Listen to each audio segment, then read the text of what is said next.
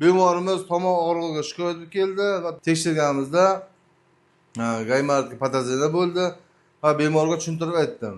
Sizga tirildirilgan tekshiruv kerak dedim. Tomog'ini ochib qaraganimda ozgina balg'am kelyapti ekan. Va tirildirilgan tekshiruvga jo'natdim. Tekshiruv natijalari mana ko'rinib turibdi. Mana bu bemor o'ng ko'zi bu chap ko'zi. O'ng gaymar bo'shig'ida yeringlar va chap gaymar bo'shig'ida yering, ko'z o'rtasida yeringlar bor. Bular tomoqqa tushaveradi. Bemorimizni aytishi bo'yicha chap tomon bo'yin sohasida og'riq bilan kelyapti tomoqdan. Bir hafta oldin esa o'ng tomonda og'riq bo'lgan va tuzalgan.